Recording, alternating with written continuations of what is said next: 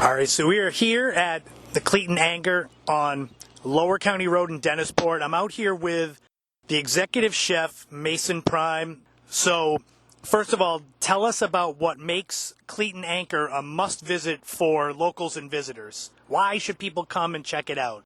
Well, first and foremost, I'd like to highlight the smoking program that we have. We do 8 to 10 different things every week. Ribs, brisket, chicken, wild game, all different kinds of charcuterie. We make our own bacon in-house, our own sausage in-house. And we have one of the best beer lists in Cape Cod, if not New England. And the front of the house also has an amazing craft cocktail collection, one that you should definitely check out. That's one of the features here. Some people even come here just to drink, but I'm trying to get the food to where the drinking is at this point and make it all come together as a destination. Is it lunch and dinner, or is it just dinner? It's dinner right now. We do brunches on the weekends from 10 to 4, Saturday and Sunday. And we're going to start doing dinner from 4 o'clock till 10 o'clock. As the summer rolls in and we get properly staffed, we're also going to start a late night menu from 10 to 12:30 to pair with the live music that we have. So, the people that have a little bit too much to drink can get something to eat as well. Awesome. That sounds good. All right, so for the listeners out there, just tell them a little bit about yourself as a chef and kind of how you came up in the culinary industry. My parents owned a restaurant when I was growing up, so I kind of got my first taste of it there. I've just worked my way up through the ranks. I mean, I've done pretty much everything that you can do in a restaurant. Worked in a lot of the finer restaurants on Cape, a bunch up in Stowe, Vermont. Met quite a few good people around here, but really, I've found over the years, it really comes down to do you have a team with you? Do you have a team that's going to listen to you and follow you and also be able to do what they're supposed to do when it is time and it's busy? Do you have a signature dish or a signature style that you like to cook, or are you kind of adaptable to whatever there is that, the ingredients you have? Each restaurant that I've ran, I do a little bit differently in, but I like to take classical dishes, classical flavor pairings, and throw something out of the ordinary in it. Just tweak the presentation a little bit. Parts of the dish are daring for people, but also there's the flavors that they recognize and they're comfortable with, so they're willing to go out on a limb and try it the first time. That's kind of what I try and do. I like, smoked food, wild game, a lot of local products as much as I can, but that gets harder every year, but we try still. Give yourself a little bit of a shine, knowing you over the years, you've gotten many awards and you're celebrated. I don't want to just say he's a random chef. He's someone that's very reputable. I think he's one of the best I've ever worked with as a person and a chef.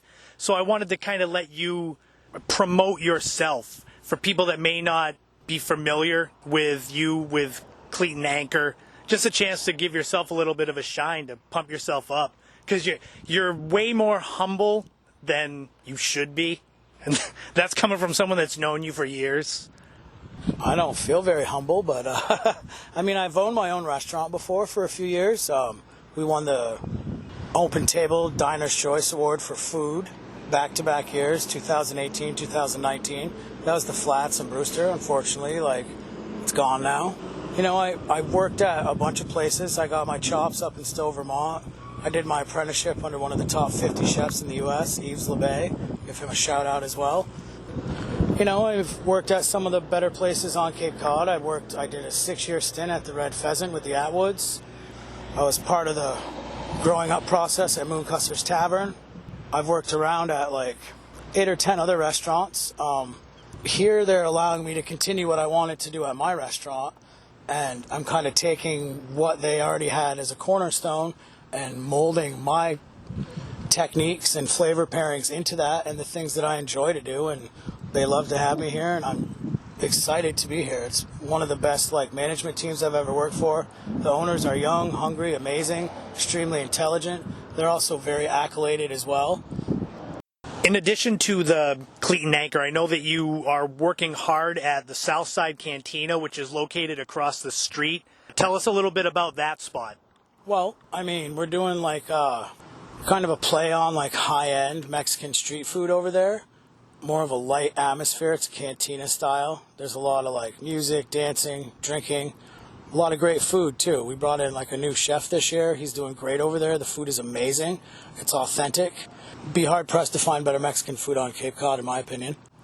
How long has that been around? Because like I said, when I was looking up Southside Cantina and compared to Cleat Anchor, I didn't realize they were right across the street. Has that been there for a while? The building has been. It was the Sand Dollar for a very long time. And this was Rum Runners over here for a very long time. So a bunch of people may associate it with that better.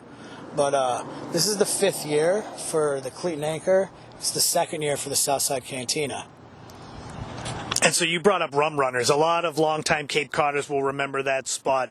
And you've mentioned to me off air that this place, Cleat Anchor, has a unique atmosphere as far as a typical restaurant goes. So can you expand kind of on the atmosphere part? Yeah, we kept a lot of the, more Cape Cod themed pieces that were in Rum Runners. There's a lot of the tuna tails, a lot of the lures, but we've also done that out with like a new age kind of industrial kind of look inside. A little more cut, clean, wide open. We do dart leagues here. There's all kinds of stuff. We got live music a lot in the summer, like 3 to 5 nights. It's one of the more happening night spots in the area for sure. Like there's a kind of a triangle here between the 3 restaurants, Chapin's and the other 2 here, the Cleat Anchor and the Southside Cantina. I mean, there's so many people here in the summer that there's a line out the door of all 3, so... See that? So this is a place to be. Anyone who's coming down here in the summer, you've got to definitely check out Cleat Anchor, listen to the music, have some drinks, and just enjoy the atmosphere. Summer's going to be good. It's going to be back on Cape Cod, so you got to get down here. Before we finished up with Mason, we took a field trip over to the other side of the restaurant to have a chat with Carl the pitmaster as he was loading Tabitha the smoker up with ribs to be smoked for the night, and he gave us some insight just into the whole process of smoking meats. So this is Carl. All right, so before we finish up here at the Cleat Anchor, I'm here with Carl, who is the pitmaster, Correct. Head of security. Correct. And I wanted to get a little more information about Tabitha, the smoker that looks like a pig.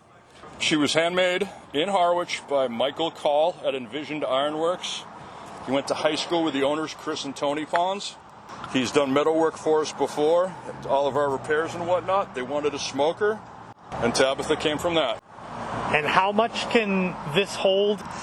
If you stuff it 16 racks of ribs at a time, I've smoked 140 pounds of brisket for tacos, so it's a rough cold smoke, not fully cooked, that then get braised and become our barbacoa taco over at the cantina.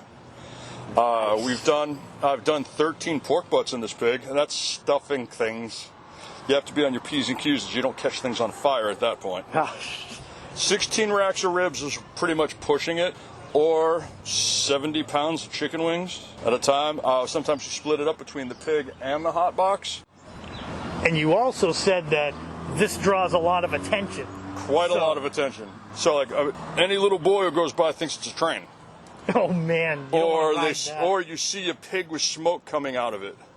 We had one time we had a concerned citizen report that our building was on fire and smoke was billowing out, whereas we were just cooking. And Dennis Fire Department was kind enough to come by and make sure we weren't on fire. And then we all got to laugh that one off. Oh man! And you said before that you're getting in a bigger smoker coming up? Yes, we're getting in. So if you see pitmasters or any of those commercial large egg-shaped ones, it's approximately a 9x4 cook surface. Man. We can do up to 75 racks of ribs at a time in that, which will be a big switch from 16 in 8 hours. And when is that one coming in? It was supposed to be May, but with everything being how it is, and with hopefully the tail end of COVID and the new normal, that we're looking at mid-June now. But it will be coming. So remember that. Come down here for the Tabitha the smoker. What did you say? What can you get from here? I mean, you got ribs. Okay, so we have a St. Louis style pork rib.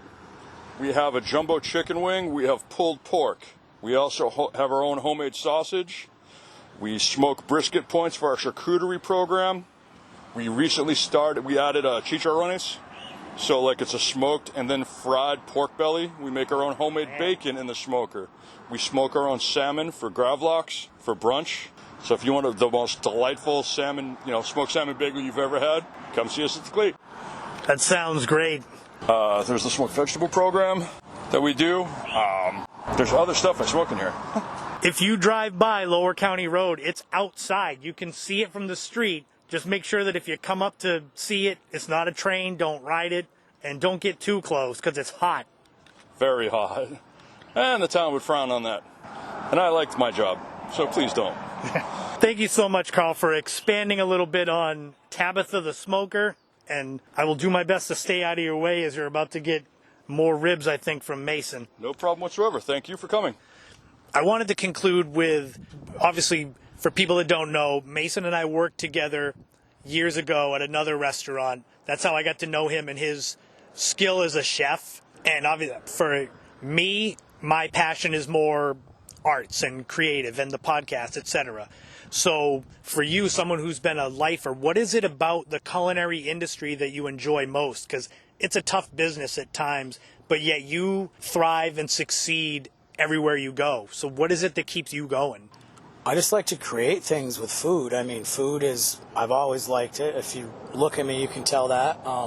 No, but I mean, I like to make good food for people. It's one of the things, you need it to survive for one, but if you're going to get to enjoy it at the level that I try and supply to you, I mean, I try and keep a little bit on the menu for everyone.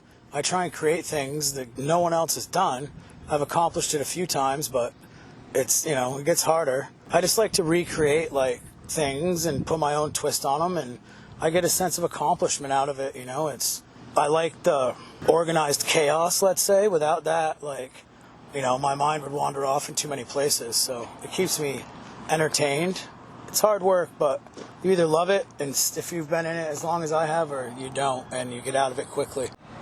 Well, you've left your mark everywhere you've gone in such positive ways, and that's part of the reason why I'm down here interviewing you for the podcast about Cleat Anchor, because I know your talent and your skill, and I know that it's going to show in this place. So I'm hoping everybody out there listening comes down to the Cleat Anchor, 243 Lower County Road in Dennisport. And if you stop in, tell the people at the front to tell Mason that you heard it on the podcast, and that'll give him a laugh.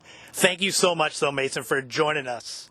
Oh, I mean, I appreciate you for having me. It's, I enjoy just even getting to talk to the community, and we made a lot of changes down here, and we're hoping people, come give us a try, or maybe it's already one of your favorite spots. We got a lot of locals that come in here all the time, and we appreciate that, but we're kind of changing our approach to things, and hopefully you guys enjoy it. If not, I'm looking forward to some input.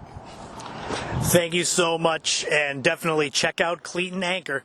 I know I'll be having something to eat right after I stop this interview.